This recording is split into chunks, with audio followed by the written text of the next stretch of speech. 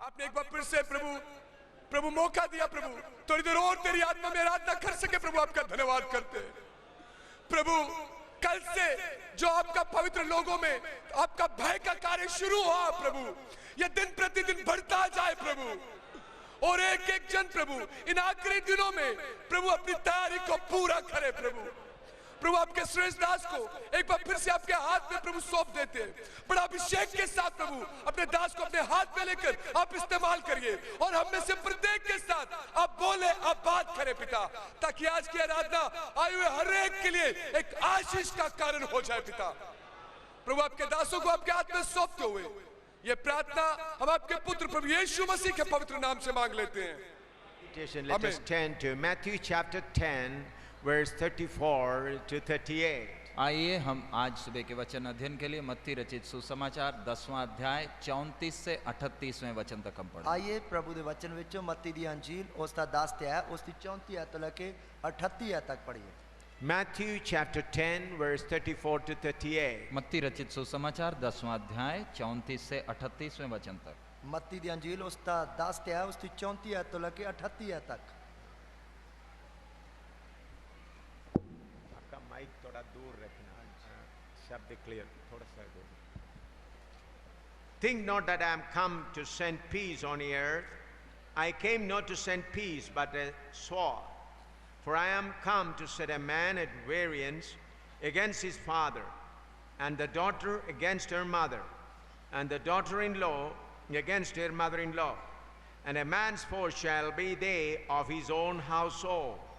He that loveth father or mother more than me is not worthy of me, and he that loveth son or daughter more than me is not worthy of me. And he that taketh not his cross and followeth after me is not worthy of me. ये न समझो कि मैं पृथ्वी पर मिलाप कराने आया हूँ। मैं मिलाप कराने नहीं पर तलवार चलवाने आया हूँ। मैं तो आया हूँ कि मनुष्य को उसके पिता से और बेटी को उसकी माँ से और बहू को उसकी सास से अलग कर दूँ। मनुष्य के बैरी उसके घर ही के लोग होंगे। जो माता या पिता को मुझसे अधिक प्रिय जानता है वो मेरे योग्य नहीं, और जो बेटा या बेटी को मुझसे अधिक प्रिय जानता है वो मेरे योग्य नहीं, और जो अपना क्रूस लेकर मेरे पीछे ना चले वो मेरे योग्य नहीं। ਇਹ ਨਾ ਸਮਝੋ ਭਾਈ ਮੈਂ ਧਰਤੀ ਤੇ ਮੇਲ ਕਰਾਉਣ ਆਇਆ ਹਾਂ। ਮੇਲ ਕਰਾਉਣ ਨਹੀਂ ਸਗੋਂ ਤਲਵਾਰ ਚਲਾਉਣ ਆਇਆ ਹਾਂ। ਕਿਉਂ ਜੋ ਮੈਂ ਮਨੁੱਖ ਨੂੰ ਉਹਦੇ ਪਿਓ ਤੋਂ ਅਤੇ ਧੀ ਨੂੰ ਉਹਦੀ ਮਾਂ ਤੋਂ ਅਤੇ ਨੌਂ ਨੂੰ ਉਹਦੀ ਸੱਸ ਤੋਂ ਅੱਡ ਕਰਨ ਆਇਆ ਹਾਂ। ਔਰ ਮਨੁੱਖ ਦੇ ਵੈਰੀ ਉਹਦੇ ਘਰ ਦੇ ਹੀ ਹੋਣਗੇ। ਜੋ ਕੋਈ ਪਿਓ ਜਾਂ ਮਾਂ ਨੂੰ ਮੇਰੇ ਨਾਲ ਵੱਧ ਪਿਆਰ ਕਰਦਾ ਹੈ ਮੇਰੇ ਯੋਗ ਨਹੀਂ, ਅਤੇ ਜੋ ਕੋਈ ਪੁੱਤਰ ਜਾਂ ਧੀ ਨੂੰ ਮੇਰੇ ਨਾਲ ਵੱਧ ਪਿਆਰ ਕਰਦਾ ਹੈ ਮੇਰੇ ਯੋਗ ਨਹੀਂ, ਅਤੇ ਜੋ ਕੋਈ ਆਪਣੀ ਸਲੀਬ ਚੁੱਕ ਕੇ ਮੇਰੇ ਮਗਰ ਨਾ ਤੁਰੇ ਮੇਰੇ ਯੋਗ ਨਹੀਂ। Let's pray. आइए हम प्रार्थना करें।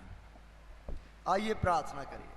Father, we thank you for your sweet presence in our midst. पिता, आपके मधुर उपस्थिति के लिए हम आपका धन्यवाद देते हैं। ਪਿਤਾ ਤੇਰੀ ਪਵਿੱਤਰ ਉਪਸਥਿਤੀ ਦੇ ਲਈ ਅਸੀਂ ਤੇਰਾ ਧੰਨਵਾਦ ਕਰਦੇ ਹਾਂ।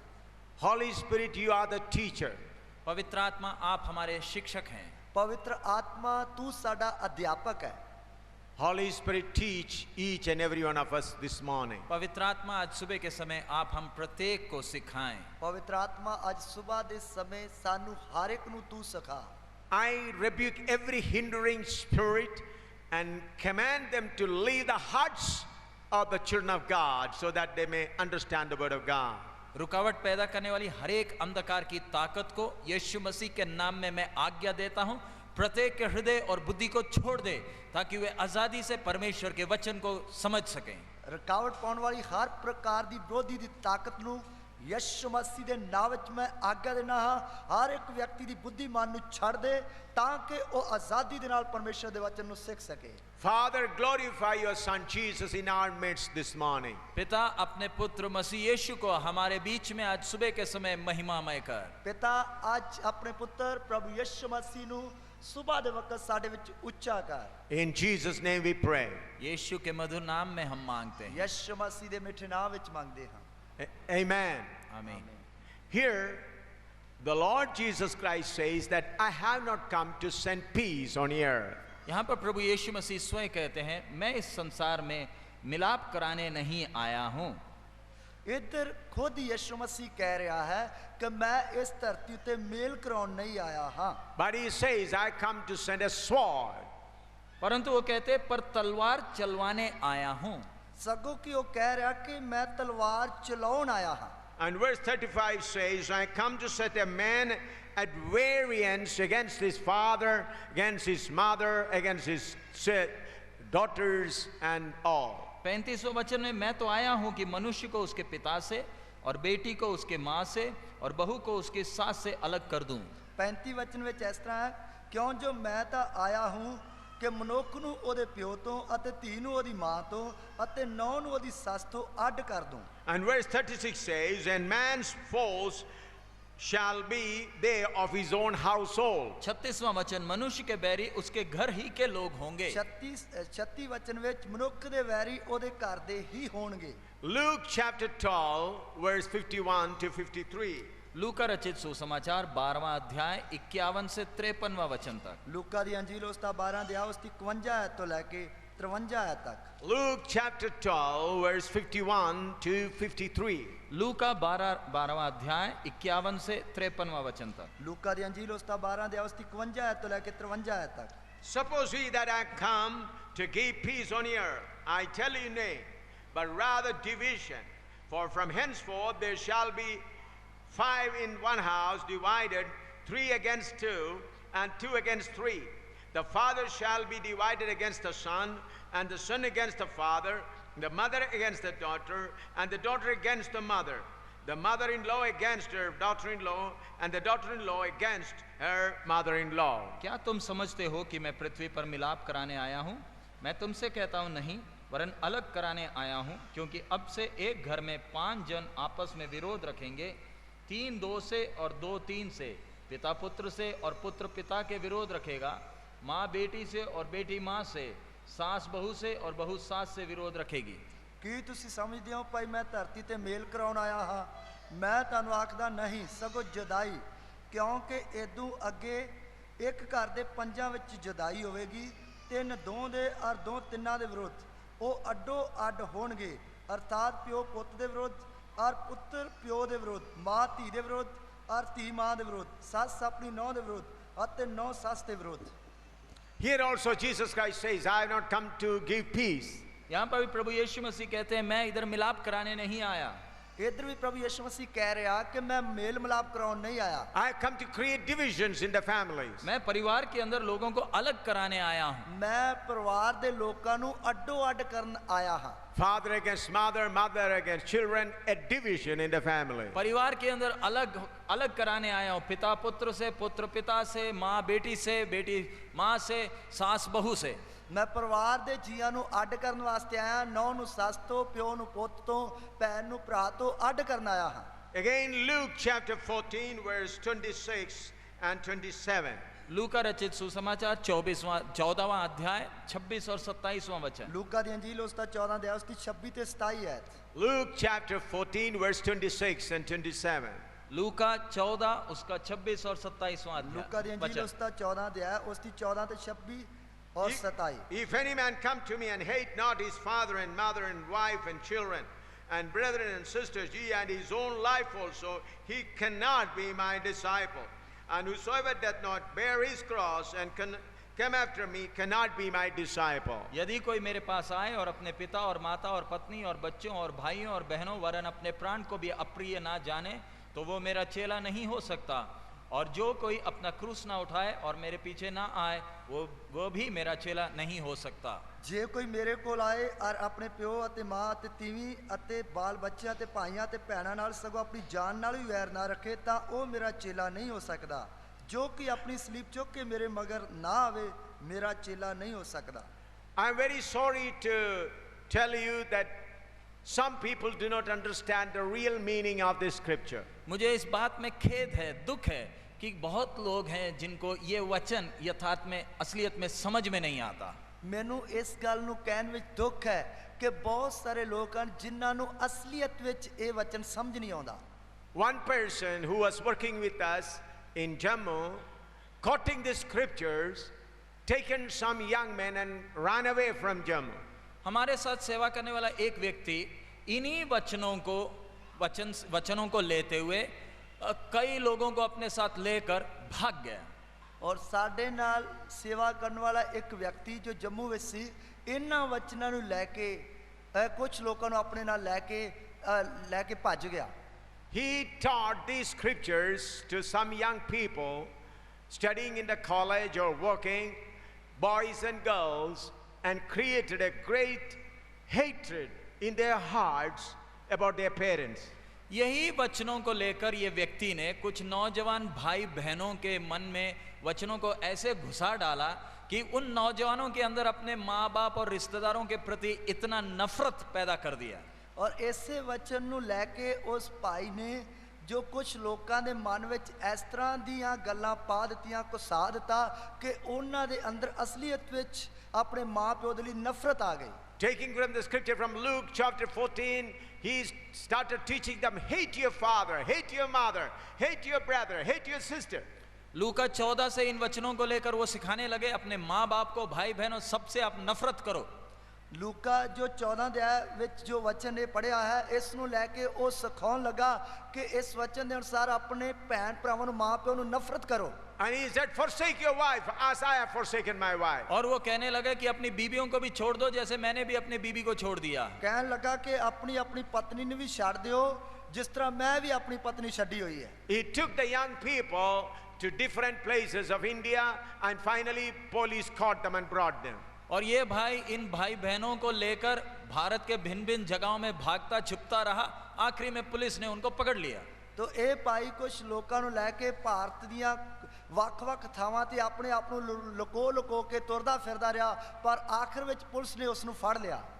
Because I was teaching this young man the word of God, the blame finally came upon me. क्योंकि एक समय मैं इस नौजवान को वचन सिखाया करता था, तो दोष पूरा मेरे सिर पर आकर पड़ गया। ਕਿਉਂਕਿ ਇੱਕ ਸਮੇਂ ਇਸ ਨੌਜਵਾਨ ਨੂੰ ਮੈਂ ਵਚਨ ਸਿਖਾਇਆ ਕਰਦਾ ਸੀ, ਇਸ ਲਈ ਸਾਰਾ ਦੋਸ਼ ਜਿਹੜਾ ਮੇਰੇ ਉੱਤੇ ਆ ਗਿਆ। The leaders of other religion began to say, you are the guru of these people, that's why they have run away from their houses. और बाकी धर्म के गुरु लोग कहने लगे कि तूने ऐसे गलत उपदेश शिक्षाएं ये नौजवानों को दिया है, तूने ये गलत, तू इन सब का मुख्य है। तो बाकी ਜਿਹੜੇ ਧਰਮ ਹੈ ਜਾਂ ਮਜ਼ਹਬ ਦੇ ਜਿਹੜੇ ਲੋਕ ਸਨ, ਉਹ ਕਹਿਣ ਲੱਗੇ ਕਿ ਤੂੰ ਹੀ ਇਹਨਾਂ ਨੌਜਵਾਨਾਂ ਨੂੰ ਇਹੋ ਜਿਹੀਆਂ ਸਿੱਖਿਆਵਾਂ ਗੱਲਾਂ ਸਿਖਾਈਆਂ ਹਨ ਜਿਸ ਦੇ ਕਾਰਨ ਇਹਨਾਂ ਦੇ ਅੰਦਰ ਇਹ ਹਾਲਤ ਆ ਗਈ ਹੈ। In the local newspapers in Jammu, in different languages, in different editions, so many bad news spread about me.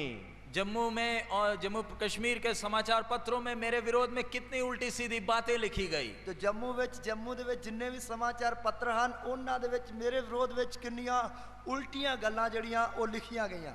When the police officers questioned me, why do you teach like that? I said, I never taught like that. जब police के अधिकारी मेरे से पूछते थे कि तू ऐसा क्यों शिक्षा देता, मैंने कहा मैंने तो ऐसे कभी सिखाया नहीं किसी को। जब पुलिस ਦੇ ਵੱਡੇ ਅਧਿਕਾਰੀ ਮੈਨੂੰ ਇਹ ਪੁੱਛ ਰਹੇ ਸੀ ਕਿ ਤੂੰ ਇਹੋ ਜੀ ਸਿੱਖਿਆ ਕਿਉਂ ਦੇਣਾ, ਤਦ ਮੈਂ ਉਹਨਾਂ ਨੂੰ ਕਿਹਾ ਮੈਂ ਤਾਂ ਇਸ ਤਰ੍ਹਾਂ ਸਿਖਾਇਆ ਨਹੀਂ ਹੈ। This person do not know the real meaning of that scripture. जिस व्यक्ति ने ये वचनों को लेकर अपने निजी स्वार्थ के अनुसार उनको उलट पुलट किया, वो ये वचन की गहराइयों को जानता नहीं है। जिस व्यक्ति ने इस वचन ਨੂੰ ਲੈ ਕੇ ਆਪਣੇ ਸਵਾਰਥ, ਆਪਣੇ ਮਤਲਬ ਦੇ ਲਈ ਇਸ ਵਚਨ ਨੂੰ ਗਲਤ ਇਸਤੇਮਾਲ ਕੀਤਾ, ਉਹ ਇਸ ਵਚਨ ਦੀ ਗਹਿਰਾਈ ਨੂੰ ਜਾਣਦਾ ਨਹੀਂ ਹੈ। I taught you to deny yourself. I taught you to deny your own self, your family, forsake them and follow the Lord. मैंने सिखाया कि अपने स्वयं को त्यागना है, परिवार को त्यागना है और प्रभु के पीछे चलना है। मैं सिखाया है कि अपनी खुदी ਨੂੰ ਮੈਂ ਨੂੰ त्यागना है, परिवार ਨੂੰ त्यागना है, प्रभु ਦੇ ਪਿੱਛੇ ਚੱਲਣਾ है। I also taught you why we should do it. What is the purpose behind it? और मैंने उसके पीछे का लक्ष्य, उसके पीछे का उद्देश्य भी सिखाया है। पर इसके पीछे जो उद्देश्य है मैं वो भी सिखाया है। So I request you to understand the scripture correctly. इसलिए मैं आपसे विनती करूंगा वचन को अच्छी तरह उसके यथार्थ में आप समझें। इसलिए मैं ਤੁਹਾਡੇ ਕੇ ਬੇਨਤੀ ਕਰਾਂਗਾ ਕਿ ਵਚਨ ਨੂੰ ਅਸਲੀਅਤ ਵਿੱਚ ਸਮਝੀਏ। In the word of God we find there will be a mate, a pair of another scripture which connects it and gives the true interpretation. परमेश्वर के वचन में हमेशा ये सिद्धांत है, कोई एक वचन के साथ उसका जोड़ी अवश्य मिलता है जो उस वचन के साथ मेल खाता है। परमेश्वर ਦੇ वचन ਦੇ ਵਿੱਚ ਪੱਕਾ ਸਿਧਾਂਤ ਹੈ ਕਿ ਜਿਸ ਇੱਕ ਵਚਨ ਦੇ ਨਾਲ ਦੂਸਰਾ ਵਚਨ ਵੀ ਮਿਲਦਾ ਹੈ ਜਿਸ ਦੇ ਨਾਲ ਉਹ ਜੋੜ ਖਾਂਦਾ ਹੈ। So I would like to teach you what is the meaning of the teachings of Jesus Christ. तो आज मैं आपको ये सिखाना चाहता हूं कि प्रभु यीशु मसीह के इन वचनों के पीछे का उद्देश्य या सही का अर्थ क्या है। ਅੱਜ ਮੈਂ ਤੁਹਾਨੂੰ ਸਿਖਾਉਣਾ ਚਾਹੁੰਦਾ ਹਾਂ ਕਿ ਪ੍ਰਭੂ ਯਿਸੂ ਮਸੀਹ ਦੇ ਇਸ ਵਚਨ ਦੇ ਕਹਿਣ ਦੇ ਪਿੱਛੇ ਦਾ ਉਦੇਸ਼ ਜਾਂ ਮਤਲਬ ਕੀ ਹੈ। What is the meaning of sending sword in the family? परिवार में तलवार भेजने के पीछे का अर्थ क्या है। ਪਰਿਵਾਰ ਵਿੱਚ ਤਲਵਾਰ ਭੇਜਣ ਦੇ ਪਿੱਛੇ ਦਾ ਮਤਲਬ ਕੀ ਹੈ। What is the meaning of creating divisions in the family? परिवार के अंदर विरोध पैदा करने का अर्थ क्या है। ਪਰਿਵਾਰ ਦੇ ਵਿੱਚ ਵਿਰੋਧ ਪੈਦਾ ਕਰਨ ਦਾ ਮਤਲਬ ਕੀ ਹੈ। First of all, I want you to know what is the scriptural basis for loving and honoring our father and mother and children. सबसे पहले वचन के अनुसार अपने माँ बाप भाई बहन बच्चों को प्यार करने का सिद्धांत क्या है उसको हम वचन में देखें। ਸਭ ਤੋਂ ਪਹਿਲਾਂ ਆਪਣੇ ਮਾਂ ਪਿਓ ਨੂੰ ਭੈਣ ਭਰਾਵਾਂ ਨੂੰ ਬੱਚਿਆਂ ਨੂੰ ਪਿਆਰ ਕਰਨ ਦਾ ਵਚਨ ਦੇ ਅਨੁਸਾਰ ਸਿਧਾਂਤ ਕੀ ਹੈ। Let us turn to the book of Exodus chapter 20 verse 12. निर्गमन उसका 20वां अध्याय 12वां वचन हम देखें। कूच की किताब उसका 20 है उसकी 12 है तस्वीर देखिए। Exodus chapter 20 verse 12. निर्गमन 20 उसका 12। निर्गमन उसका 20 है उसकी 12 है। Honor thy father and thy mother, that thy days may be long upon the land which the Lord thy God giveth thee. तू अपने पिता और अपनी माता का आदर करना, जिससे जो देश तेरा परमेश्वर यहोवा तुझे देता है उसमें तू बहुत दिन तक रहने पाए। तू अपने पिता और अपनी माता का आदर कर ਤਾਂ ਜੋ ਤੇਰੇ ਦਿਨ ਉਸ ਭੂਮੀ ਉੱਤੇ ਜਿਹੜੀ ਯਹੋਵਾ ਤੇਰਾ ਪਰਮੇਸ਼ਰ ਤੈਨੂੰ ਦਿੰਦਾ ਹੈ ਲੰਮੇ ਹੋਣ। Among the 10 commandments the Lord God has given to the people of Israel, this is the 5th one. प्रभु परमेश्वर यहोवा ने जो इस्राएल की प्रजा को 10 आज्ञाएं दी थी उसमें 5वीं आज्ञा यही है। तो यहोवा परमेश्वर ने जो इस्राएल प्रजा ਨੂੰ 10 ਹੁਕਮ ਦਿੱਤੇ ਸਨ ਉਸ ਦੇ ਵਿੱਚ 5ਵਾਂ ਹੁਕਮ ਇਹੀ ਹੈ। Honor thy father and thy mother, that thy days may be long upon the land which the Lord thy God giveth thee. तू अपने पिता और अपनी माता का आदर करना, जिससे जो देश तेरे परमेश्वर यहोवा तुझे देता है उसमें तू बहुत दिन तक रहने पाए। तू अपने पिता और अपनी माता का आदर करना ਤਾਂ ਜੋ ਤੇਰੇ ਦਿਨ ਉਸ ਭੂਮੀ ਉੱਤੇ ਜਿਹੜੀ ਯਹੋਵਾ ਪਰਮੇਸ਼ਰ ਤੈਨੂੰ ਦਿੰਦਾ ਲੰਮੇ ਹੋਣ। Again, the book of Leviticus chapter 19 verse 3. Levy व्यवस्था 19वां अध्याय उसका 3रा वचन। लेवियां दी पोथी उसका 19 अध्याय उसकी 3री आयत। Leviticus chapter 19 verse 3. लेवी व्यवस्था 19वां अध्याय 3रा वचन। लेवियां दी पोथी उसका 19 अध्याय उसकी 3री आयत। You shall fear every man his mother and his father, and keep my Sabbath. I am the Lord your God. तुम अपने माता और अपने पिता का भय मानना और मेरे विश्राम दिनों को मानना, मैं तुम्हारा परमेश्वर यहोवा हूँ। तुसा आपो अपनी मां ਅਤੇ ਆਪੋ ਆਪਣੇ ਪਿਓ ਤੋਂ ਡਰਨਾ ਅਤੇ ਮੇਰੇ ਸਬਤਾਂ ਨੂੰ ਧਿਆਨ ਰੱਖਣਾ, ਮੈਂ ਯਹੋਵਾ ਤੁਹਾਡਾ ਪਰਮੇਸ਼ਰ ਹਾਂ। Here the Lord says you shall fear every man his father and his mother. यहाँ पर यहोवा परमेश्वर स्वयं कहते हैं तुम अपने माता और अपने पिता का भय मानना। इधर यहोवा परमेश्वर खुद कह रहा है कि तुसी आपो अपनी मां ਅਤੇ ਆਪੋ ਆਪਣੇ ਪਿਓ ਤੋਂ ਡਰਨਾ। Not only honor your father, mother, but you should have fear about them. सिर्फ माता पिता का आदर करना ही काफी नहीं, लेकिन उनका भय मानना। सिर्फ मां प्यो ਦਾ ਆਦਰ ਕਰਨਾ ਕਾਫੀ ਨਹੀਂ, ਸਗੋਂ ਕਿ ਉਹਨਾਂ ਦਾ ਭੈ ਵੀ ਮੰਨਣਾ ਹੈ। I want to tell you my own experience. मैं अपना अनुभव आपसे बांटना चाहता हूं। मैं ਤੁਹਾਨੂੰ ਆਪਣਾ ਤਜਰਬਾ ਦੱਸਣਾ ਚਾਹਣਾ ਹਾਂ। My beloved father never studied in English school. मेरे प्यारे पिताजी कभी कोई अंग्रेजी स्कूल में नहीं पढ़े। मेरे प्यारे पिताजी कदे भी किसी अंग्रेजी स्कूल ਵਿੱਚ नहीं पढ़े। He studied Malayalam and he was doing his business and other farming. वो मलयालम स्कूल में पढ़े, वो अपना खेती बाड़ी और अपना छोटा सा व्यवसाय करते थे। तो वो मलयालम स्कूल ਵਿੱਚ ही पढ़े, वो अपनी खेती बाड़ी किसान ਦਾ ਕੰਮ ਕਰਦੇ ਸਨ। I studied English, I became an engineer, I became a class 1 officer, but I never sat before him. I was always standing before him. मैं एक अंग्रेजी स्कूल में पढ़ा, मैंने इंजीनियरिंग किया, फौज में ऑफिसर बना, लेकिन अपनी जिंदगी में अपने पिता के सामने कभी बैठा नहीं, हमेशा खड़े रहता था। मैं अंग्रेजी स्कूल ਵਿੱਚ पढ़ा, मैं इंजीनियर बनया ਅਤੇ फौज ਵਿੱਚ अफसर बन गया, पर अपनी जिंदगी ਵਿੱਚ ਕਦੇ ਵੀ ਆਪਣੇ ਪਿਓ ਦੇ ਸਾਹਮਣੇ ਬੈਠਾ ਨਹੀਂ, ਸਗੋਂ ਉਹਨਾਂ ਦੇ ਸਾਹਮਣੇ ਖੜਾ ਰਿਹਾ। Once my father was telling me, all the world honor you, but you still standing before me. तब मेरे पिताजी ने मुझसे कहा, सारी दुनिया तेरे आदर करती है, लेकिन तू मेरे सामने खड़ा ही रहता।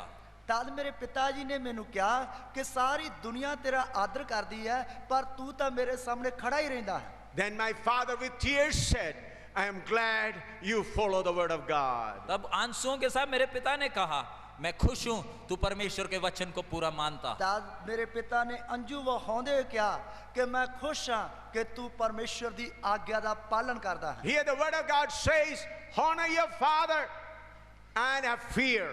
इधर परमेश्वर का वचन स्पष्ट कहता है, अपने माता पिता का आदर करें और उनका भय मानें। परमेश्वर दा वचन साफ कहता है कि अपने माता पिता दा आदर करो अते उन्हां दा भय मनो। I am glad to tell about my son Finney. He also follows the same path in which I walked. और मैं अपने पुत्र फिन्नी के विषय में भी खुश हूं, वो भी इसी मार्ग में चलता। मैं अपने पुत्र फिनी तो भी खुश हां क्योंकि वो भी इसे राह ते चलदा है। I have noticed he always stands before me, and unless compel him and press him to down, he will never sit down. और वो भी मेरे सामने खड़े रहता है, जब तक मैं दबाव नहीं डालूं तब तक वो बैठेगा नहीं। और वो भी मेरे सामने खड़ा रहंदा जदों तक मैं उस दे उत्ते जोर पा के उसनु बैठण वास्ते नहीं कहांगा, उन्नी देर तक वो खड़ा रहंदा है।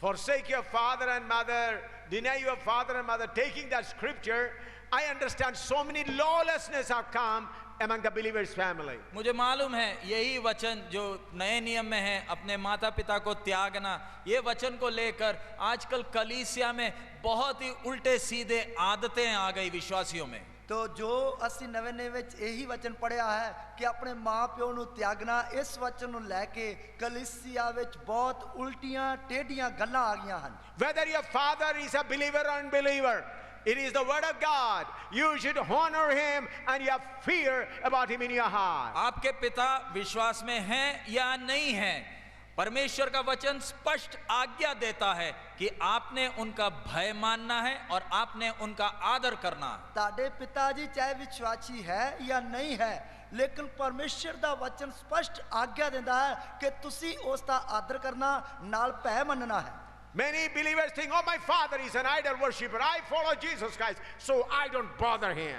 कई विश्वासी बड़े घमंड के साथ कहते हैं, मेरा पिताजी तो मूर्ति पूजक है, मैं तो यीशु मसीह के पीछे चलता, इसलिए तो मैं तो उनको कुछ कीमत ही नहीं देता।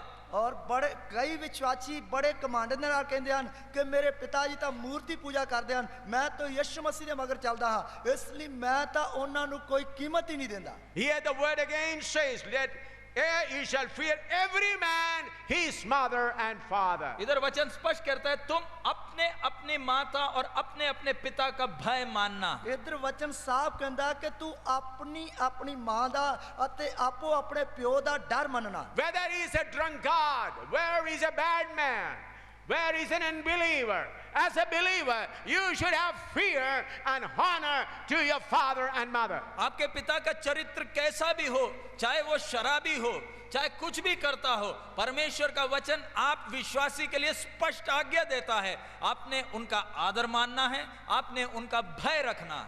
ताडे पिता दा चरित्र या चाल चलन किहो जा भी है, चाहे वो शराबी है, वो किहो जा भी है, परमेश्वर दा वचन साफ कहता है कि तुसी अपने माता पिता दा आदर करना, उसका भय मनना है। Deuteronomy chapter 27 verse 16. व्यवस्था विवरण 27वां अध्याय 16वां वचन। और व्यवस्था सार उसका 27 अध्याय उसकी 16 आयत। Deuteronomy chapter 27 verse 16. व्यवस्था विवरण 27 उसका 16। व्यवस्था सार 27 दी 16 आयत। Cursed be he that setteth light by his father or his mother, and all the people shall say Amen. शापित हो वो जो अपने पिता या माता को तुच्छ जाने, तब सब लोग कहे आमीन। शराबी होवे ओ जेड़ा अपने पिता या अपनी माता नु तुच्छ जाने, ता सारी प्रजा आखे आमीन।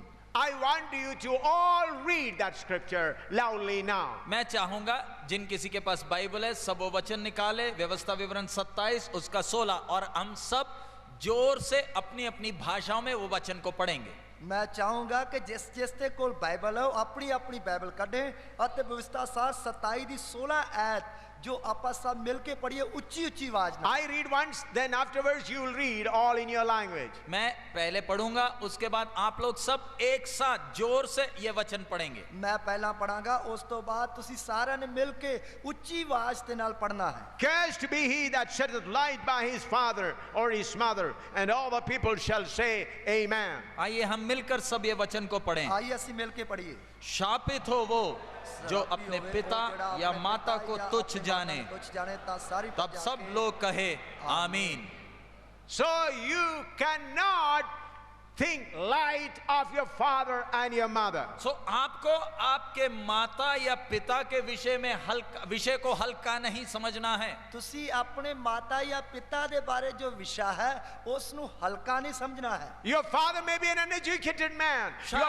Your mother may be an uneducated lady. शायद आपके माता पिता अनपढ़ होंगे। ਹੋ ਸਕਦਾ ਤੁਹਾਡਾ ਮਾਂ ਪਿਓ ਅਨਪੜ੍ਹ ਹੋਵੇਗਾ।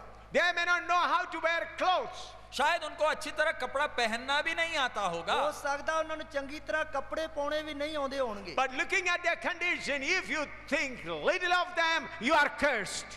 लेकिन अगर आप उनकी इन कमियों को देखकर उनको तुच्छ समझेंगे तो वचन कहता है शापित हैं आप।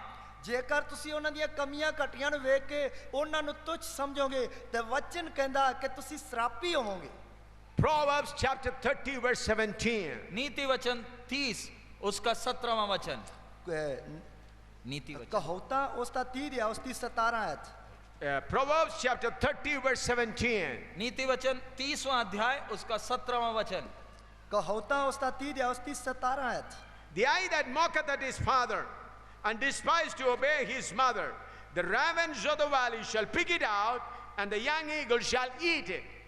जिस आंख से कोई अपने पिता पर अनादर की दृष्टि करे और अपमान के साथ अपनी माता की आज्ञा ना माने, उस आंख को तराई के कौवे खोद खोद कर निकालेंगे और उकाव के बच्चे खा डालेंगे।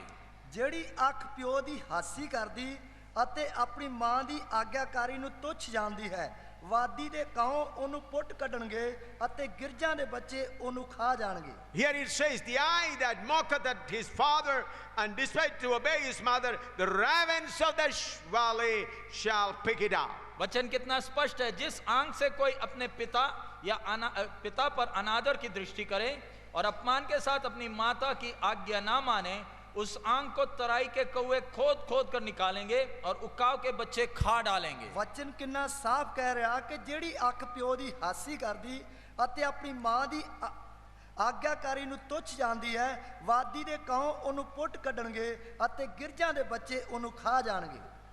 I remember when I was a boy, an incident took place in Pathanamthitta, the nearest town of our place. मुझे याद है जब मैं छोटा था तो हमारे ही शहर के नजदीक पतनतिट्टा शहर में एक घटना हुई। पतनतिट्टा क्या तो ਮੈਨੂੰ ਪਤਾ ਹੈ ਕਿ ਜਿਸ ਸਮੇਂ ਮੈਂ ਛੋਟਾ ਸੀ ਤੇ ਸਾਡੇ ਹੀ ਸ਼ਹਿਰ ਦੇ ਲਾਗੇ ਜੋ ਇੱਕ ਘਟਨਾ ਵਾਪਰੀ। There was a young man who used to abuse his father and mother. एक नौजवान था, वो अपने माँ बाप का बहुत अनादर करता था। ਇੱਕ ਨੌਜਵਾਨ ਸੀ ਜੋ ਆਪਣੇ ਮਾਂ ਪਿਓ ਦਾ ਬਹੁਤ ਹੀ ਨਿਰਾਦਰ ਕਰਦਾ ਸੀ। One day it so happened while he was walking, one motorcycle came and hit him and he fell down. एक दिन ऐसा हुआ, सड़क में चलते समय मोटरसाइकिल आए, उसको टक्कर लगा और वो नीचे गिर गया। ਇੱਕ ਦਿਨ ਇਸ ਤਰ੍ਹਾਂ ਹੋਇਆ ਕਿ ਉਹ ਸੜਕ ਤੇ ਜਾ ਰਿਹਾ ਸੀ, ਮੋਟਰਸਾਈਕਲ ਉਸ ਦੇ ਵਿੱਚ ਵੱਜਿਆ ਔਰ ਉਹ ਥੱਲੇ ਡਿੱਗ ਪਿਆ। The accident was not a serious one, a small hit, he fell down, that's all. बड़ी दुर्घटना नहीं, छोटा सा घटना है, पीछे से टक्कर मारा और वो गिर गया। ਇਹ ਕੋਈ ਵੱਡੀ ਘਟਨਾ ਨਹੀਂ, ਸਭ ਛੋਟੀ ਹੀ ਘਟਨਾ ਹੈ ਕਿ ਪਿੱਛੋਂ ਟੱਕਰ ਮਾਰੀ ਅਤੇ ਉਹ ਡਿੱਗ ਪਿਆ। The motorcycle, slow touch, no wounds on his body, nothing broken. धीरे से धक्का मारा, उस नौजवान को कोई चोट नहीं लगा, लेकिन वो गिर गया। ਹੌਲੀ ਜੇ ਧੱਕਾ ਮਾਰਿਆ, ਨੌਜਵਾਨ ਨੂੰ ਕੋਈ ਸੱਟ ਨਹੀਂ ਲੱਗੀ, ਉਹ ਥੱਲੇ ਡਿੱਗ ਪਿਆ। The motorcycle was also in a low speed. और मोटरसाइकिल भी बड़ी धीरे चल रही थी। मोटरसाइकिल भी बहुत आस्ते जा रहा था। He just lost balance and fell down. वो अपना बैलेंस खो गया और गिर गया। और उसने वो अपना बैलेंस या अपने आप नु गवा चुका है, इसलिए वो डिग गया। You know what happened immediately? तो मालूम है क्या हुआ अचानक? पता लगा कि की हो गया। He was lying flat on the ground. वो जमीन में लंबा पड़ा रहा। ਉਹ ਜ਼ਮੀਨ ਤੇ ਲੰਮਾ ਪਿਆ ਰਿਹਾ। In 1 second, 2 crows somewhere came and plucked both of his eyes. अचानक 2 कौवे कहीं से आए, उसके दोनों आंखें खोद कर निकाल लिए। ਅਚਾਨਕ 2 ਕਾਂ ਪਤਾ ਨਹੀਂ ਕਿੱਧਰੋਂ ਆ ਗਏ ਤੇ ਉਹਨਾਂ ਦੋਨਾਂ ਕਾਵਾਂ ਨੇ ਉਸ ਦੀਆਂ ਅੱਖਾਂ ਜਿਹੜੀਆਂ ਉਹ ਖੋਦ ਕੇ ਕੱਢ ਲਈਆਂ। It has come in the newspapers. Newspaper में आया, ਇਹ ਅਖਬਾਰ ਵਿੱਚ ਆਇਆ। Some preachers quoted this scripture. और कई प्रचारकों ने इस घटना को, ये वचन को हाथ में लिया।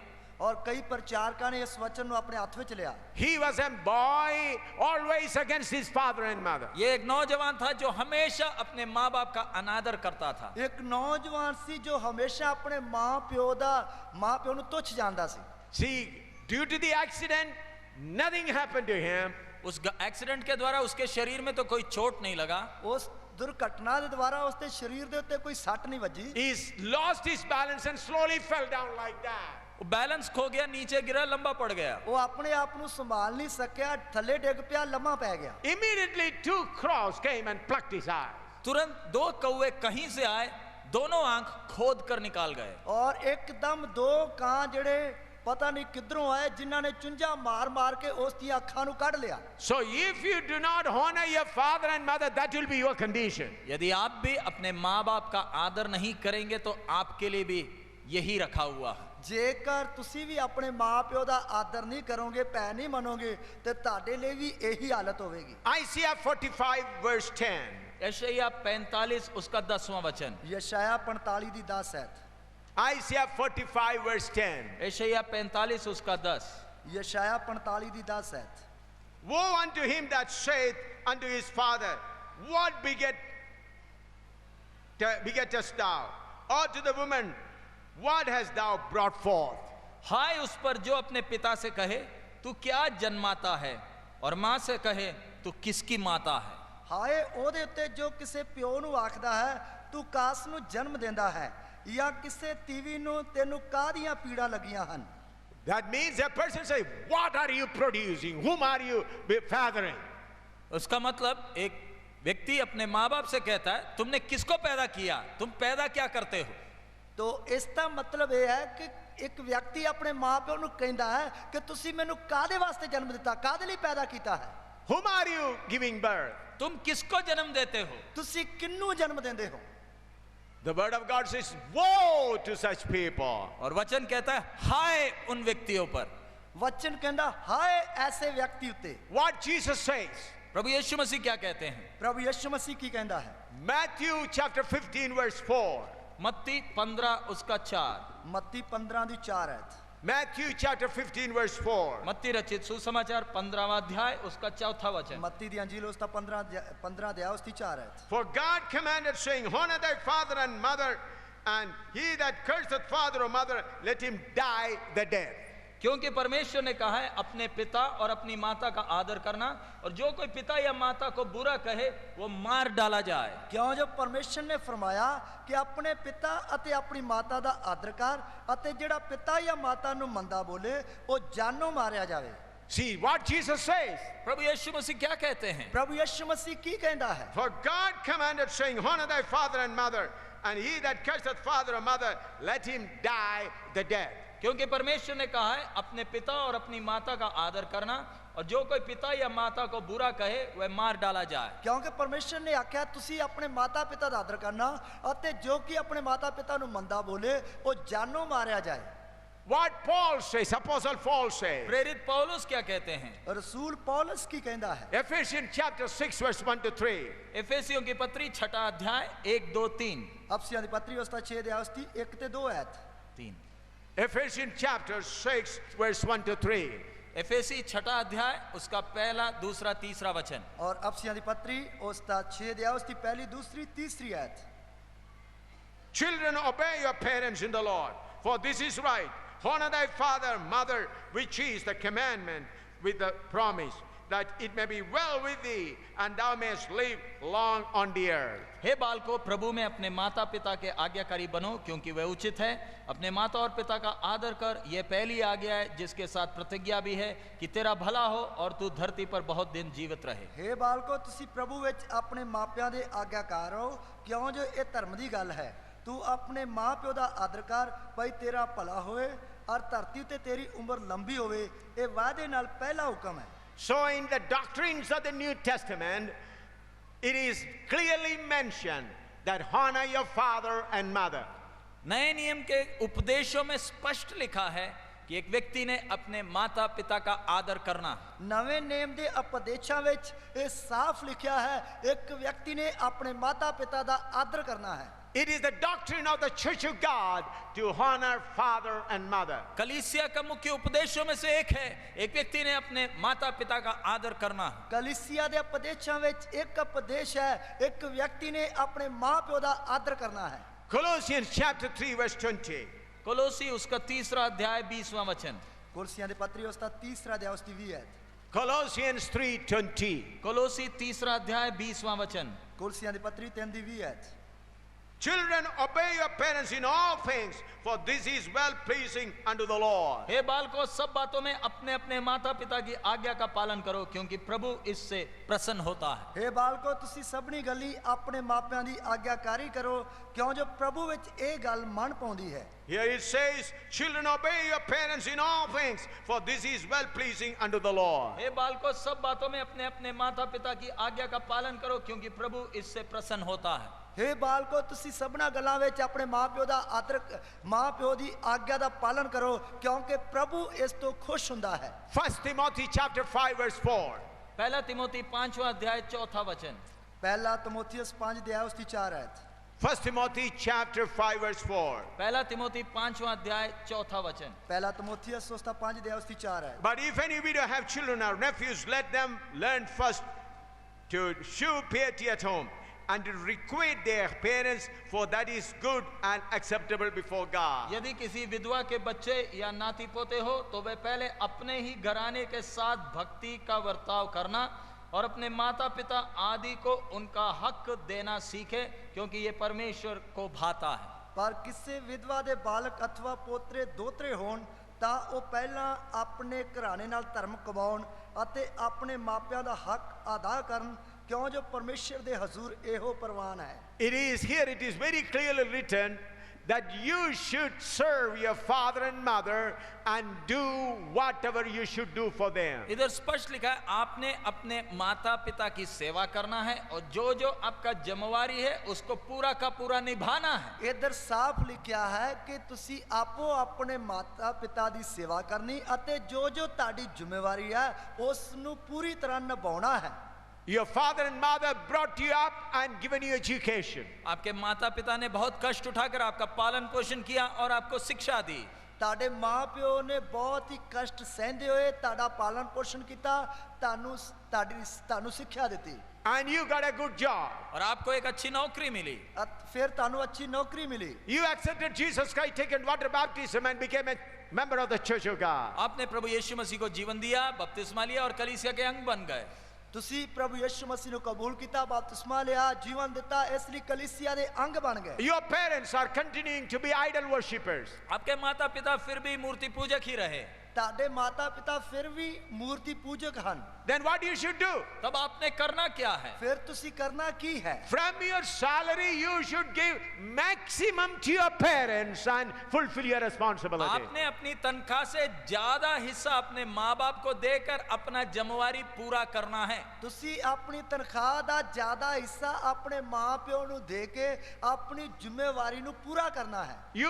You may give little to your wife, but you should give more to your father and mother and fulfill their desire. अब अपनी पत्नी को थोड़ा दें लेकिन ज्यादा हिस्सा माता पिता को देकर अपना जिम्मेवारी पूरा करना। ਆਪਣੀ ਪਤਨੀ ਨੂੰ ਥੋੜਾ ਹਿੱਸਾ ਮਾਂ ਪਿਓ ਨੂੰ ਜ਼ਿਆਦਾ ਹਿੱਸਾ ਦੇ ਕੇ ਆਪਣੀ ਜ਼ਿੰਮੇਵਾਰੀ ਨੂੰ ਪੂਰਾ ਕਰਨਾ ਹੈ। Then your father and mother will say, look, he is not worshipping our idol gods, but he loves us. तब माता पिता बोलेंगे वो हमारी तरह मूर्ति पूजा तो नहीं करता लेकिन वो हमारा बेटा हमें कितना प्यार करता है। ਤਦ ਮਾਂ ਪਿਓ ਕਹੇਗਾ ਕਿ ਉਹ ਸਾਡੀ ਤਰ੍ਹਾਂ ਮੂਰਤੀ ਪੂਜਾ ਤਾਂ ਨਹੀਂ ਕਰਦਾ ਪਰ ਸਾਡਾ ਬੇਟਾ ਸਾਨੂੰ ਕਿੰਨਾ ਪਿਆਰ ਕਰਦਾ ਹੈ। Your father and mother say, my son gets only this much salary, out of that salary 95% he gives to us. माता पिता कहेंगे उसे इतना तनख्वाह मिलता है उसमें से 95% तो वो हमें देता है। तो ਮਾਂ ਪਿਓ ਕਹੇਗਾ ਕਿ ਉਹਨੂੰ ਇੰਨੀ ਤਨਖਾਹ ਮਿਲਦੀ ਜਿਸ ਦੇ ਵਿੱਚੋਂ 95% ਤਾਂ ਸਾਨੂੰ ਦਿੰਦਾ ਹੈ। What many people think, कई लोग क्या सोचते हैं? कई लोग की सोचते हैं, why should I give to my father and mother who was an idol worshipper? मैं अपने माता पिता को क्यों दूं, वो तो मूर्ति पूजा करते हैं। मैं अपने माँ प्यो ਨੂੰ ਕਿਉਂ ਦਿਆਂ, ਉਹ ਤਾਂ ਮੂਰਤੀ ਪੂਜਾ ਕਰਦੇ ਹਨ। Your father and mother may say, come to the temple and worship. माता पिता बोलेंगे आ जाओ मंदिर में, आ जाओ पूजा करेंगे। तो माता पिता आके कहणगे, माता पिता कहणगे कि आजा मंदिर ਵਿੱਚ ਇਕੱਠੇ ਮਿਲ ਕੇ ਪੂਜਾ ਕਰਾਂਗੇ। Then you can tell like this, तब आप क्या कह सकते हैं? ਤਾਂ ਤੁਸੀਂ ਕੀ ਕਹਿ ਸਕਦੇ ਹੋ? Father, you cannot walk to go to the temple. I'll take you on my scooter and leave you there. तब आप बोले पिताजी आप तो बुजुर्ग हैं, आप चलकर मंदिर नहीं जा सकते, कोई दिक्कत नहीं, मैं स्कूटर में आपको वहां छोड़ दूंगा। तो ਤਾਂ ਤੁਸੀਂ ਕਹਿਣਾ ਕਿ ਪਿਤਾ ਜੀ ਤੁਸੀਂ ਬਜ਼ੁਰਗ ਹੋ, ਤੁਸੀਂ ਪੈਦਲ ਚੱਲ ਕੇ ਮੰਦਿਰ ਵਿੱਚ ਨਹੀਂ ਜਾ ਸਕਦੇ, ਮੈਂ ਤੁਹਾਨੂੰ ਸਕੂਟਰ ਤੇ ਛੱਡ ਆਉਣਾ ਹੈ। Father, you go inside and worship and come out. I'll take you home. आप अंदर जाएं, पूजा पाठ अपना कर लीजिए, मैं बाहर हूं, आप बाहर आएंगे, मैं आपको घर छोड़ दूंगा। ਤੁਸੀਂ ਅੰਦਰ ਜਾ ਕੇ ਮੰਦਿਰ ਵਿੱਚ ਆਪਣੀ ਪੂਜਾ ਪਾਠ ਕਰ ਲਓ, ਮੈਂ ਬਾਹਰ ਖੜਾ ਹੁੰਨਾ ਹਾਂ, ਪੂਜਾ ਪਾਠ ਕਰਕੇ ਮਤਲਬ ਆ ਜਾਓ, ਮੈਂ ਤੁਹਾਨੂੰ ਲੈ ਜਾਊਂਗਾ। ਫਿਰ Then your father say, why don't you worship our God? तब पिता पूछेंगे आप हमारे देवी देवताओं की क्यों उपासना नहीं करते? तद पिता पूछेगा ਤੁਸੀਂ ਸਾਡੇ ਦੇਵੀ ਦੇਵਤਿਆਂ ਦੀ ਉਪਾਸਨਾ ਕਿਉਂ ਨਹੀਂ ਕਰਦੇ? Then you get a good opportunity, Father, God has opened my eyes to know the Creator. That's why I am not coming in to worship that idol God. तब आपको एक अच्छा मौका है अपने माता पिता से वचन बांटने का। परमेश्वर ने मेरी आंखों को खोल दिया, सृष्टिकर्ता परमेश्वर को मैं जान लिया, इसलिए मैं आजकल ये काम नहीं करता। तो उस समय ਤੁਹਾਡੇ ਲਈ ਇੱਕ ਅੱਛਾ ਮੌਕਾ ਆਵੇਗਾ ਆਪਣੇ ਮਾਪਿਆਂ ਨੂੰ ਵਚਨ ਵੰਡਣ ਦਾ, ਵਚਨ ਦੱਸਣ ਦਾ ਕਿ ਸਰਵਸ਼ਕਤੀਮਾਨ ਪਰਮੇਸ਼ਰ ਨੇ ਮੇਰੀਆਂ ਅੱਖਾਂ ਨੂੰ ਖੋਲ ਦਿੱਤਾ, ਇਸ ਲਈ ਮੈਂ ਸ੍ਰਿਸ਼ਟੀਕਰਤਾ ਸਿਰਜਣਹਾਰ ਪਰਮੇਸ਼ਰ ਨੂੰ ਜਾਣ ਗਿਆ। Father, if you need, I'll take you to the temple every day. पिताजी अगर आप चाहते हैं तो मैं आपको रोज मंदिर में पूजा के लिए छोड़ दूंगा। ਪਿਤਾ ਜੀ ਜੇਕਰ ਤੁਸੀਂ ਚਾਹੁੰਦੇ ਹੋ ਮੈਂ ਤੁਹਾਨੂੰ ਰੋਜ਼ ਪੂਜਾ ਵਾਸਤੇ ਮੰਦਿਰ ਵਿੱਚ ਛੱਡ ਦਿਆਂਗਾ। If you want any coconut or flowers or any fruits, I'll buy and bring it for you. यदि आपको कोई भी पूजा की वस्तु चाहिए मैं खरीद कर ला कर दूंगा। ਜੇਕਰ ਤੈਨੂੰ ਕੋਈ ਵੀ ਪੂਜਾ ਕਰਨ ਵਾਸਤੇ ਚੀਜ਼ ਚਾਹੀਦੀ ਹੈ ਉਹ ਮੈਂ ਤੈਨੂੰ ਖਰੀਦ ਕੇ ਲਿਆ ਕੇ ਦਊਂਗਾ। Whether it is coconut or flower or fruit, I'll buy it and give it to you. नारियल हो, फल हो या फूल हो, मैं खरीद कर ला कर आपको देता हूं। ਜੇਕਰ ਨਾਰੀਅਲ ਹੋ ਜਾਂ ਕੋਈ ਫਲ ਜਾਂ ਫਰੂਟ ਹੋ, ਜੋ ਵੀ ਚਾਹੀਦਾ ਹੈ ਉਹ ਮੈਂ ਤੁਹਾਨੂੰ ਖਰੀਦ ਕੇ ਲੈ ਕੇ ਦਿਆਂਗਾ। That is the way the heart of your father will be open to know the love of God. इस प्रकार आपके पिता माता का हृदय परमेश्वर के प्यार को जानने के लिए खुल जाएगा। तद इस प्रकार ਤੁਹਾਡੇ ਮਾਂ ਪਿਓ ਦਾ ਜਿਹੜਾ ਦਿਲ ਹੈ ਉਹ ਪਰਮੇਸ਼ਰ ਦੇ ਪਿਆਰ ਨੂੰ ਜਾਣਨ ਵਾਸਤੇ ਖੁੱਲ ਜਾਏਗਾ। What's happening today? आजकल होता क्या है? ਪਰ ਅੱਜ ਕੱਲ ਹੁੰਦਾ ਕੀ ਹੈ? When a young man and his wife accepted Jesus Christ, they totally forsake their parents. कोई नौजवान भाई और उसकी पत्नी यीशु मसीह को स्वीकार कर लिया तो बस माता पिता को तो कूड़े में फेंक दिया, उनको तो कोई मतलब ही नहीं। ਜੇਕਰ ਕਿਸੇ ਨੌਜਵਾਨ ਭਾਈ ਨੇ ਉਸਦੀ ਪਤਨੀ ਨੇ ਯਿਸੂ ਮਸੀਹ ਨੂੰ ਕਬੂਲ ਕਰ ਲਿਆ ਤੇ ਮਾਂ ਪਿਓ ਨੂੰ ਤਾਂ ਫਿਰ ਕੂੜੇਦਾਨ ਵਿੱਚ ਸੁੱਟ ਦਿੰਦੇ ਆ, ਉਹਨਾਂ ਦੀ ਤਾਂ ਫਿਰ ਕੋਈ ਕਦਰ ਹੀ ਨਹੀਂ ਰਹਿੰਦੀ। Then what they will think? तब वो क्या सोचेंगे? ਉਹ ਫਿਰ ਕੀ ਸੋਚਣਗੇ? What is this Jesus? He has taken away my children also. तो वो बोलेंगे ये यीशु मसीह कौन है, मेरे बच्चे भी मेरे हाथ से छीन गया। तो ਉਹ ਕਹਿਣਗੇ ਯਿਸੂ ਮਸੀਹ ਕਿਹੋ ਜਿਹਾ, ਉਸਨੇ ਤਾਂ ਮੇਰੇ ਬੱਚੇ ਮੇਰੇ ਹੱਥ ਵਿੱਚੋਂ ਖੋਹ ਲਏ। Very hardly I worked hard and taught this son and he got a job and this Jesus has stolen my son. मैंने इतना मुश्किल के साथ बच्चों को पाला, बढ़ाया, इतना मेहनत किया और ये यीशु मसीह आकर मेरे बच्चे को छीन गया। ਮੈਂ ਕਿੰਨੀ ਮੁਸ਼ਕਲ ਦੇ ਨਾਲ ਬੱਚਿਆਂ ਨੂੰ ਪਾਲਿਆ ਪਲੋਸਿਆ ਅਤੇ ਇੰਨੀ ਮਿਹਨਤ ਕਰਕੇ ਇਹਨਾਂ ਨੂੰ ਵਧਾਇਆ, ਇੱਥੋਂ ਤੱਕ ਲੈ ਕੇ ਆਇਆ, ਇਸ ਯਿਸੂ ਮਸੀਹ ਨੇ ਆ ਕੇ ਮੇਰੇ ਬੱਚਿਆਂ ਨੂੰ ਵੀ ਖੋਹ ਲਿਆ। They'll keep both their hands on their head, said, we don't want this Jesus who steals the children. और वो दोनों हाथ अपने सिर पर रखकर बोलेंगे दूसरों के बच्चे चोरी करने वाले इस ईसा मसीह को हमें नहीं चाहिए। तो ਉਹ ਆਪਣੇ ਦੋਵੇਂ ਹੱਥ ਸਿਰ ਤੇ ਰੱਖ ਕੇ ਕਹਿਣਗੇ ਕਿ ਦੂਸਰਿਆਂ ਦੇ ਬੱਚਿਆਂ ਨੂੰ ਚੋਰੀ ਕਰਨ ਵਾਲਾ ਈਸਾ ਮਸੀਹ ਸਾਨੂੰ ਨਹੀਂ ਚਾਹੀਦਾ। If you do like that, you are working in the hands of Satan. अगर आप ऐसे करते हैं तो आप शैतान के हाथ में खेल रहे हैं। ਜੇਕਰ ਤੁਸੀਂ ਇਸ ਤਰ੍ਹਾਂ ਕਰਦੇ ਹੋ ਤੁਸੀਂ ਸ਼ੈਤਾਨ ਦੇ ਹੱਥਾਂ ਵਿੱਚ ਖੇਡ ਰਹੇ ਹੋ। You be responsible to your parents and take care of them and be an example to them. आप अपने जिम्मेवारी पूरा करें, आदर करें और बाकी समाज में सबके लिए एक नमूना दें। तो ਤੁਸੀਂ ਆਪਣੀ ਜ਼ਿੰਮੇਵਾਰੀ ਨੂੰ ਪੂਰਾ ਕਰੀਏ, ਆਦਰ ਕਰੀਏ, ਪਹਿ ਮੰਨੀਏ, ਬਾਕੀ ਬਰਾਦਰੀ ਵਿੱਚ ਜਾਂ ਸਮਾਜ ਵਿੱਚ ਨਮੂਨਾ ਦਈਏ। Then why Jesus Christ said to forsake your father and mother? अब प्रभु यीशु मसीह ने क्यों कहा अपने माता पिता को त्यागना है? ਹੁਣ ਪ੍ਰਭੂ ਯਿਸੂ ਮਸੀਹ ਨੇ ਕਿਉਂ ਆਖਿਆ ਕਿ ਆਪਣੇ ਮਾਂ ਪਿਓ ਨੂੰ ਤਿਆਗਣਾ? Why Jesus said, I come to divide the families. प्रभु यीशु ने क्यों कहा मैं परिवार को एक दूसरे के विरोध करने आया हूं? प्रभु यीशु मसीह ने क्यों आख्या कि मैं परिवार दे जीआं नू एक दूसरे तो अड करने वास्ते आया हां? Let us turn to the book of Ephesians chapter 3 verse 3 to 6. एफेसियों की पत्री 3 अध्याय 3 से 6 वचन तक। और अफसियां दी पत्री उसका 3 अध्याय उसकी 3 आयत तो लेके 6 आयत तक। Ephesians chapter 3 verse 3 to 6. एफेसियों की पत्री 3 अध्याय 3 से 6 वचन तक। और अफसियां दी पत्री उसका 3 अध्याय उसकी 3 आयत तो लेके 6 आयत तक। How that by revelation he made known unto me the mystery as I wrote afore in few words, whereby when you read you may understand my knowledge in my mystery of Christ, which in other ages was not made known unto the sons of men, as it is now revealed unto his holy apostles and prophets by the Spirit, that the Gentiles should be fellow heirs under the same body and partakers of his promises in Christ by the gospel. अर्थात ये कि ये भेद मुझ पर प्रकाशमान है, प्रकाशन के द्वारा प्रकट हुआ, जैसा मैं पहले ही संक्षेप में लिख चुका हूँ, जिससे तुम पढ़कर जान सकते हो कि मैं मसीह का वो भेद कहाँ तक समझता हूँ जो अन्य समयों में मनुष्य के संतानों को ऐसा नहीं बताया गया था, जैसे कि आत्मा के द्वारा अब उसके पवित्र प्रेरितों और भविष्यद्वक्ताओं पर प्रकट किया गया है। अर्थात ये कि मसीह यीशु के सुसमाचार के द्वारा अन्य जातीय लोग मिरास में सांझी और एक ही देह के और प्रतिज्ञा के भागी हैं। अर्थात एक के मसीह विच खुशखबरी दे द्वारा प्राइयां कौमां दे लोग संगी अधिकारी अते इक्को देही दे अते वादे दे सांझी हन अते परमेश्वर दी कृपा जो ओदी समर्था दे कारण मुझो मेरे उत्ते होई ओदे दान अनुसार मैं उस खुशखबरी दा सेवक बनया। मेरे उत्ते जो सारे संतां विचों छोटे तो छोटा हाँ, एक कृपा होई पाई मैं प्राइयां कौमां नूं मसीह दे अनलभ धन दी खुशखबरी सुनावा अते इस गल दा प्रकाश करा कि उस भेत दी की जुगती है जेड़ा आदि तो परमेश्वर विच गुप्त रहा है, जिन्ने सब वस्तां उत्पत्त कीतियां।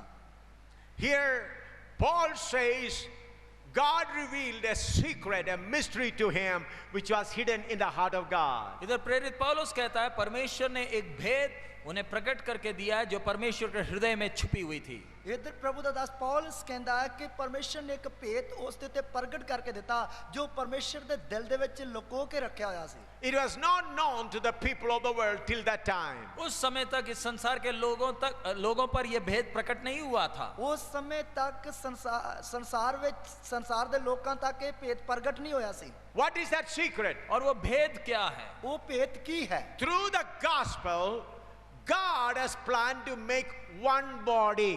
सुसमाचार के द्वारा परमेश्वर की योजना है एक देह की, एक शरीर की। सुसमाचार दे द्वारा परमेश्वर दी स्कीम या योजना है एक देह दी, एक शरीर दी। God made plan to make one body. परमेश्वर की योजना है एक शरीर बनाने की। परमेश्वर दी योजना है एक शरीर बनाने दी। Just like Father, Son and the Holy Spirit is one body. जिस प्रकार पिता, पुत्र, पवित्र आत्मा एक देह है, एक शरीर है, जिस प्रकार पिता, पुत्र, पवित्र आत्मा एक देह है, एक शरीर है, in the same way, for the eternity, God wanted to make one body. इसी प्रकार अनंत काल के समय के लिए परमेश्वर एक देह, एक शरीर तैयार करना चाहता। इसी प्रकार परमेश्वर सदीप काल दे लई एक देह या एक शरीर तैयार करना चाहता है। I've been teaching you every time that the eternal program of God has not yet started. मैं हर बार आपको सिखाते आया हूं कि परमेश्वर का अनंत काल का योजना अभी तक शुरू नहीं हुआ। मैं हर बार तानु सिखाਉਂਦਾ आ रहा हां कि परमेश्वर दा सदीप काल दा जो प्रोग्राम है अजे शुरू नहीं होया है। We are just in the preparatory stage of the eternity of God. अनंत काल की योजना के आरंभ के समय में हम सिर्फ उसकी तैयारी के समय में हैं। ਅਸੀਂ सिर्फ उस दी तैयारी दे समय विच हां। God will create a new heaven and a new earth. परमेश्वर एक नया आकाश और नई पृथ्वी को रचेगा। परमेश्वर एक नवा आकाश, नवी धरती बनाएगा। There will be a new Jerusalem. एक नया यरूशलेम होगा। एक नवा यरूशलेम होगा। God will come down and live with his people. परमेश्वर आकर उस नए आकाश, नए पृथ्वी में अपने लोगों के मध्य में वास करेगा। परमेश्वर आके उस नवे आकाश, नवी धरती विच अपने लोकां दे विच डेरा लाएगा या वसेगा। though there be millions of people, they will be just like one body. बेशक करोड़ों की तादाद में लोग होंगे, लेकिन वो सब एक शरीर की तरह होंगे। ਬੇਸ਼ੱਕ ਕਰੋੜਾਂ ਦੀ ਤਦਾਦ ਵਿੱਚ ਲੋਕ ਹੋਣਗੇ, ਪਰ ਉਹ ਸਭ ਇੱਕ ਹੀ ਸਰੀਰ ਦੇ ਵਿੱਚ ਹੋਣਗੇ। Just like there is no difference between Father and Son and the Holy Ghost, in the same way, in eternity, in the body of Christ, there will be no difference of opinion. जिस प्रकार पिता पुत्र पवित्र आत्मा एक देह की तरह बिना कोई भेदभाव के फर्क के कार्य करता है, वैसे ही अनंत काल में करोड़ों कलीसिया या मसीह के देह के जितने भी अंग होंगे सब एक जैसे होंगे, उनमें कोई फर्क या अंतर नहीं होगा। ਜਿਸ ਤਰ੍ਹਾਂ ਪਿਤਾ ਪੁੱਤਰ ਪਵਿੱਤਰ ਆਤਮਾ ਇੱਕ ਦੇਹ ਦੇ ਰੂਪ ਵਿੱਚ ਬਿਨਾਂ ਭਿੰਨ ਭੇਦ ਦੇ ਇੱਕ ਹੋ ਕੇ ਕੰਮ ਕਰਦੇ ਹਨ, ਇਸੇ ਤਰ੍ਹਾਂ ਪਰਮੇਸ਼ਰ ਦੀ ਸਦੀਵਕ ਕਾਲ ਦੀ ਯੋਜਨਾ ਦੇ ਅਨੁਸਾਰ ਨਵੀਂ ਧਰਤੀ ਤੇ ਜਿੰਨੇ ਵੀ ਜੋ ਪਰਮੇਸ਼ਰ ਦੇ ਸੰਤਾਂ ਉਹ ਇੱਕ ਸਰੀਰ ਬਣ ਕੇ ਬਿਨਾਂ ਭਿੰਨ ਭੇਦ ਦੇ ਕੰਮ ਕਰਨਗੇ। In John chapter 17 verse 21 to 23 we read like this. यूहन्ना 17:21 से 23वें वचन में हम ऐसे पढ़ते हैं। यूहन्ना 17 ਦੀ 21 ਤੋਂ ਲੈ ਕੇ 23 ਐਤ ਤੱਕ ਇਸ ਤਰ੍ਹਾਂ ਪੜ੍ਹਦੇ ਹਾਂ। Oh Father, just like we are one, let them be also be one in us. हे पिता, जिस प्रकार हम एक हैं, वैसे ये भी हम में एक हो जाएं। ਕਿ हे ਪਿਤਾ, ਜਿਸ ਪ੍ਰਕਾਰ ਅਸੀਂ ਇੱਕ ਹਾਂ, ਇਸੇ ਤਰ੍ਹਾਂ ਇਹ ਵੀ ਸਾਡੇ ਵਿੱਚ ਇੱਕ ਹੋ ਜਾਣ। Ephesians chapter 5 verse 30 to 32. एफेसी 5वां अध्याय 30 से 32वें वचन तक।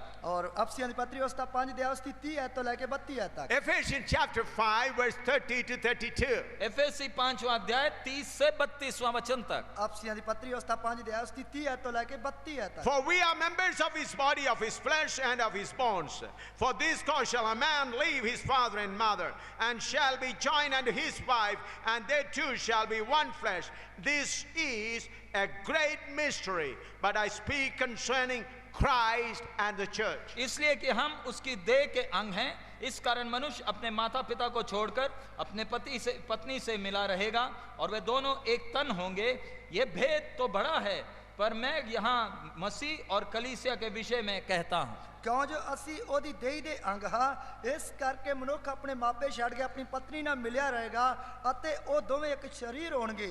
ਇਹ ਭੇਦ ਤਾਂ ਵੱਡਾ ਹੈ, ਪਰ ਮੈਂ ਮਸੀਹ ਅਤੇ ਕਲੀਸਿया ਦੇ ਵਿਖੇ ਬੋਲਦਾ ਹਾਂ। Here Paul says about a mystery.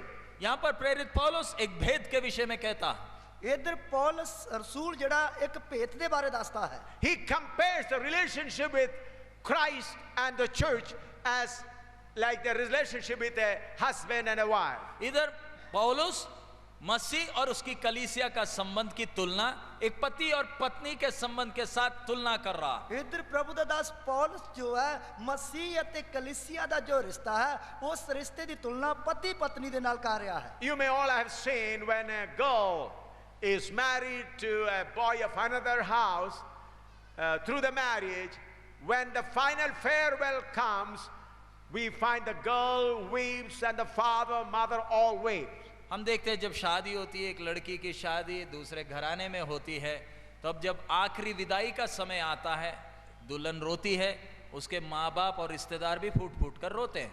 तो ਅਸੀਂ ਦੇਖਦੇ ਹਾਂ ਜਦ ਇੱਕ ਭੈਣ ਦੀ ਦੂਸਰੇ ਭਾਈ ਦੇ ਨਾਲ ਸ਼ਾਦੀ ਹੁੰਦੀ ਹੈ ਔਰ ਜਦੋਂ ਜੁਦਾ ਹੋਣ ਦਾ ਸਮਾਂ ਆਉਂਦਾ ਹੈ ਤੇ ਜਿਹੜੀ ਲਾੜੀ ਹੁੰਦੀ ਹੈ ਉਹ ਰੋਂਦੀ ਹੈ, ਉਸ ਦਾ ਮਾਂ ਪਿਓ ਰਿਸ਼ਤੇਦਾਰ ਭੈਣ ਭਰਾ ਵੀ ਰੋਂਦੇ ਹਨ।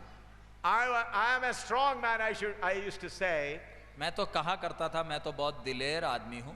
ਮੈਂ ਤਾਂ ਕਿਆ ਕਹਿੰਦਾ ਸੀ ਕਿ ਮੈਂ ਤਾਂ ਬੜਾ ਦਲੇਰ ਵਿਅਕਤੀ ਹਾਂ। But when Susan was living, when she was married to Reggie, I really cried. जब मेरी बेटी का रेजी के साथ शादी हुआ और उसका विदाई का समय आया, मैं भी फूट फूट कर रोया। तो ਜਦੋਂ ਮੇਰੀ ਬੇਟੀ ਦੀ ਰੱਜੀ ਦੇ ਨਾਲ ਸ਼ਾਦੀ ਹੋਈ, ਜਦਾਈ ਦਾ ਸਮਾਂ ਆਇਆ, ਤਦ ਮੈਂ ਵੀ ਫੁੱਟ ਫੁੱਟ ਕੇ ਰੋਇਆ। I said to Susan, dear, you are a friend to me, you are going now. मैंने अपनी बेटी से कहा, तू तो मेरे लिए एक दोस्त थी, बेटी तू जा रही। मैं अपनी बेटी ਨੂੰ ਕਿਹਾ ਸੀ ਤੂੰ ਤਾਂ ਮੇਰੇ ਲਈ ਇੱਕ ਦੋਸਤ ਸੀ, ਪਰ ਤੂੰ ਜਾ ਰਹੀ ਹੈ। With tears I gave good farewell to her. आंसुओं के साथ मैंने अपनी बेटी का विदाई किया। ਆਂਸੂਆਂ ਦੇ ਨਾਲ ਮੈਂ ਆਪਣੀ ਬੇਟੀ ਨੂੰ ਵਿਦਿਆ ਕੀਤਾ। Because she leaves my home and is going to be with her husband. क्योंकि वो मेरा घर छोड़कर अपने पति के साथ रहने जा रही। ਕਿਉਂਕਿ ਉਹ ਮੇਰਾ ਘਰ ਛੱਡ ਕੇ ਆਪਣੇ ਪਤੀ ਦੇ ਨਾਲ ਰਹਿਣ ਵਾਸਤੇ ਜਾ ਰਹੀ।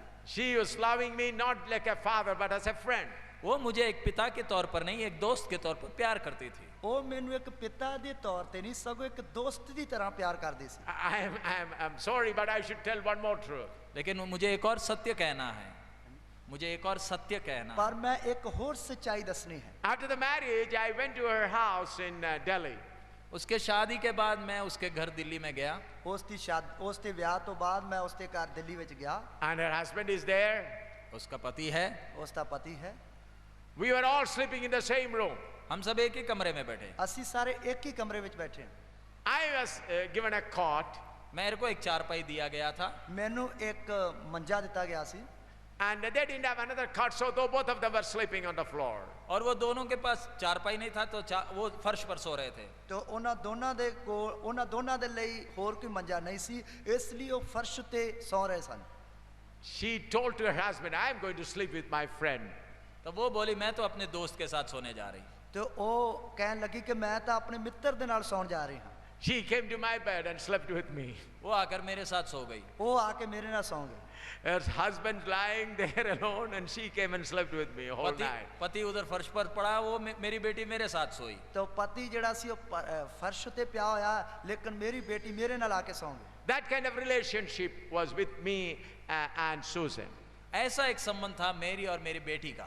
ਇਸ ਤਰ੍ਹਾਂ ਦਾ ਰਿਸ਼ਤਾ ਸੀ ਮੇਰੇ ਅਤੇ ਮੇਰੀ ਬੇਟੀ ਦੇ ਵਿੱਚ। So from that relationship, when it is separated, definitely pain will come. जब ऐसा एक संबंध से एक अलगदाई आता है, तो जरूर मनुष्य को उसके हृदय में बहुत दर्द होता।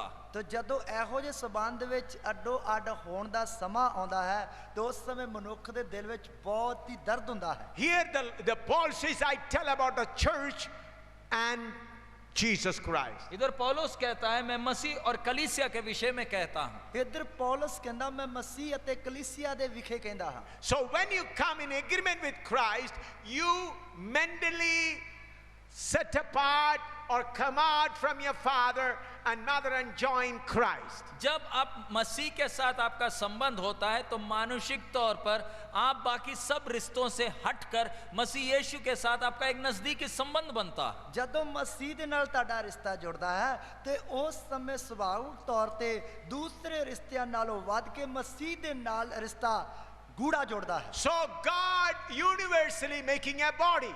सो सर्वशक्तिमान परमेश्वर पूरे पृथ्वी में एक ही शरीर को तैयार कर रहा है। तो सर्वशक्तिमान परमेश्वर पूरी धरती ਦੇ ਉੱਤੇ ਇੱਕ ਹੀ शरीर ਨੂੰ ਤਿਆਰ ਕਰ ਰਿਹਾ ਹੈ। Who is the head of that great universal body? और ये एक बड़े शरीर का सिर कौन है?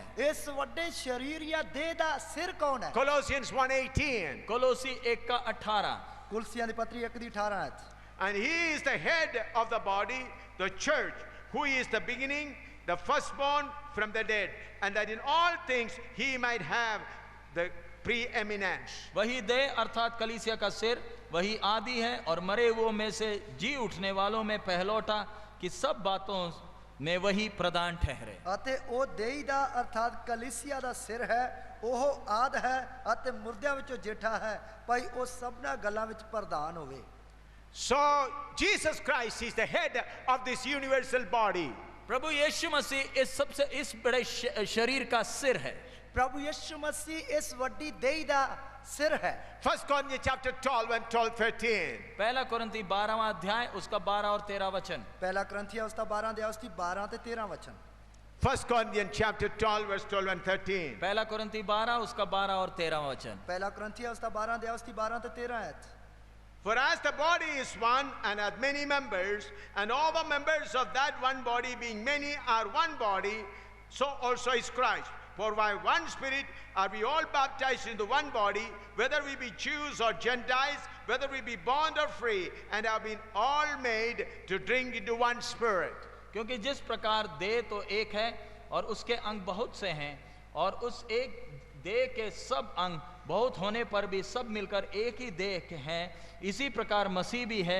क्योंकि हम सब ने, क्या यहूदी हो क्या यूनानी, क्या दास हो क्या स्वतंत्र, एक ही आत्मा के द्वारा एक देह होने के लिए बपतिस्मा लिया, और हम सबको एक ही आत्मा पिलाया गया। जिस तरह शरीर एक है ਅਤੇ ਉਹਦੇ ਅੰਗ ਬਹੁਤੇ ਹਨ, ਅਤੇ शरीर ਦੇ ਸਾਰੇ ਅੰਗ ਭਾਵੇਂ ਬਹੁਤੇ ਹਨ, ਪਰ ਤਾਂ ਵੀ ਰਲ ਕੇ ਇੱਕੋ शरीर ਹੋਇਆ, ਸੋ ਇਸੇ ਤਰ੍ਹਾਂ ਮਸੀਹ ਵੀ ਹੈ।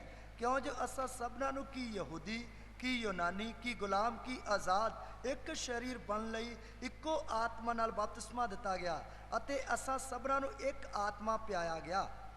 Here we find we are baptized so that we may become partakers of that one body. इधर लिखते हैं कि हम सब ने बपतिस्मा लिया ताकि हम उस एक शरीर के अंग बन जाएं। तो इधर लिखा कि ਅਸੀਂ ਸਾਰਿਆਂ ਨੇ ਬਪਤਿਸਮਾ ਲਿਆ ਤਾਂ ਕਿ ਅਸੀਂ ਉਹ ਸਰੀਰ ਦੇ ਅੰਗ ਬਣ ਜਾਈਏ। We are being given the Holy Spirit so that we may perfectly join into that one body. हमें पवित्र आत्मा दिया गया ताकि हम सब उस शरीर में एक अंग की तरह जुड़ जाएं। ਸਾਨੂੰ ਪਵਿੱਤਰ ਆਤਮਾ ਦਿੱਤਾ ਗਿਆ ਤਾਂ ਕਿ ਅਸੀਂ ਉਸ ਦੇ ਦੁਆਰਾ ਉਸ ਸਰੀਰ ਦੇ ਇੱਕ ਅੰਗ ਬਣ ਜਾਈਏ। This body is a spiritual body. ये शरीर एक आत्मिक शरीर है। ਇਹ ਸਰੀਰ ਇੱਕ ਆਤਮਿਕ ਸਰੀਰ ਹੈ। What is the meaning of Jesus sending the sword? प्रभु यीशु मसीह तलवार भेजने का अर्थ क्या है? ਪ੍ਰਭੂ ਯਿਸੂ ਮਸੀਹ ਤਲਵਾਰ ਚਲਾਉਣ ਦਾ ਮਤਲਬ ਕੀ ਹੈ? That sword is the word of God. और ये तलवार परमेश्वर का वचन है। ਇਹ ਤਲਵਾਰ ਪਰਮੇਸ਼ਰ ਦਾ ਵਚਨ ਹੈ। Through the word of God, He cut you from world and join you to your spiritual body. इस वचनधारी तलवार के द्वारा आपको संसार से काटकर आत्मिक शरीर में जोड़ देता है। ਇਸ ਜੋ ਦੋ ਧਾਰੀ ਵਚਨ ਹੈ ਵਚਨ ਦੀ ਤਲਵਾਰ ਹੈ ਇਸ ਦੇ ਦੁਆਰਾ ਤੁਹਾਨੂੰ ਸੰਸਾਰ ਨਾਲੋਂ ਕੱਟ ਕੇ ਆਤਮਿਕ शरीर ਵਿੱਚ ਜੋੜਿਆ ਜਾਂਦਾ ਹੈ। What is Jesus said? I come to create division. प्रभु यीशु ने कहा मैं अलग करने आया हूं, उसका अर्थ क्या है? ਪ੍ਰਭੂ ਯਿਸੂ ਮਸੀਹ ਨੇ ਆਖਿਆ ਮੈਂ ਵੱਖ ਕਰਨ ਆਇਆ ਇਸ ਦਾ ਮਤਲਬ ਕੀ ਹੈ? That means He wants to change you from natural to spiritual. इसका अर्थ है आपको एक संसारिक व्यक्ति से हटाकर आपको आत्मिक बनाना चाहता है। ਉਸ ਦਾ ਮਤਲਬ ਇਹ ਹੈ ਕਿ ਤੁਹਾਨੂੰ ਸੰਸਾਰਿਕ ਵਿਅਕਤੀ ਤੋਂ ਹਟਾ ਕੇ ਆਤਮਿਕ ਸਰੀਰ ਵਿੱਚ ਜੋੜਨਾ ਚਾਹੁੰਦਾ ਹੈ। You are now physically bound together. अभी तो आप शारीरिक तौर पर एक दूसरे से बंधे हुए हैं। ਹੁਣ ਤਾਂ ਇੱਕ ਦੂਸਰੇ ਦੇ ਨਾਲ ਸਰੀਰਕ ਤੌਰ ਤੇ ਬੱਝੇ ਹੋਏ ਹਾਂ। God wanted to change that natural bond of physical unity to a spiritual unity. परमेश्वर चाहता है ये शारीरिक संबंध को हटाकर आत्मिक संबंध में आपको बांधे। ਪਰਮੇਸ਼ਰ ਚਾਹੁੰਦਾ ਕਿ ਸਰੀਰਕ ਰਿਸ਼ਤੇ ਨੂੰ ਤੋੜ ਕੇ ਜਾਂ ਹਟਾ ਕੇ ਔਰ ਤੁਹਾਨੂੰ ਆਤਮਿਕ ਸੰਬੰਧ ਵਿੱਚ ਬੰਨੇ। God knows that spiritual unity is a temporary unity. Physical unity is a temporary unity. परमेश्वर को मालूम है शारीरिक संबंध तात्कालिक संबंध है। ਪਰਮੇਸ਼ਰ ਨੂੰ ਪਤਾ ਹੈ ਕਿ ਜਿਹੜਾ ਸਰੀਰਕ ਰਿਸ਼ਤਾ ਜਾਂ ਸੰਬੰਧ ਹੈ ਉਹ ਥੋੜੀ ਦੇਰ ਵਾਸਤੇ ਹੈ। Our unity with father, mother, children, all physical unity. हमारे माँ बाप भाई बहनों के साथ पत्नी के साथ का संबंध पति के साथ का संबंध शारीरिक है।